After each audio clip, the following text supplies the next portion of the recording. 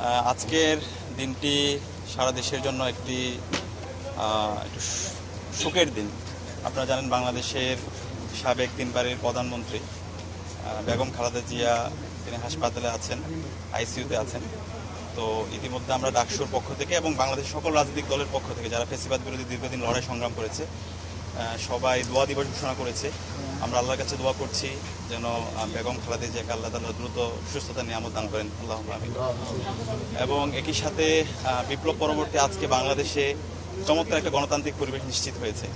এই ধরনের একটি পরিবেশের জন্য আমাদের শহীদরা জীবন দিয়েছে। সানশাইন আটা ময়দা সুজি ভালোবাসায় তৈরি। তো আর এর মধ্যে বিশেষভাবে যদি বলি সিলেটের কথা, সিলেট যেমন প্রাকৃতিকভাবে সুন্দর, একইভাবে এখানকার মানুষগুলো সুন্দর। এখানে আগে থেকেই এই যে একটা হচ্ছে বৈচিত্র্যের মধ্যে ঐক্য এবং সকল রাজনৈতিক দলের মধ্যে একটা পিসফুল কোএক্সিস্টেন্স সেটা আমরা দেখতে পেয়েছি। তো আমি পার্সোনালি বলি, বাংলাদেশের যতগুলো জেলায় গিয়েছি, বিভাগে গিয়েছি, আমার সিলেটের প্রতি আলাদা একটা টান কাজ করে।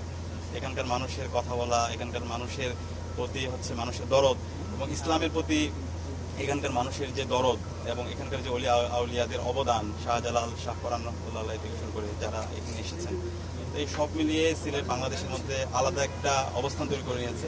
বাংলাদেশের মানুষ এবং সিলেটের যে মানুষ তাদের যে অবদান এবং দেশের হচ্ছে আমাদের রেমিটেন্সে সিলেটের এখানকার মানুষের যে অবদান, দেশের গ্রোথের ক্ষেত্রে যে অবদান, সেই অবদানটা অনস্বীকার্য।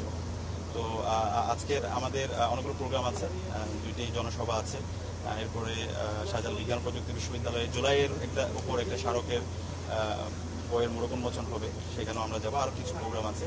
তো সব মিলে আশা করছি একটি প্রাণবন্ত একটি দিন হবে ইনশাআল্লাহ। এবং সব মিলিয়ে আমরা সিলেটের সর্বস্তর মানুষের স্বতঃস্ফূর্ত রেসপন্স দেখতে পাচ্ছি।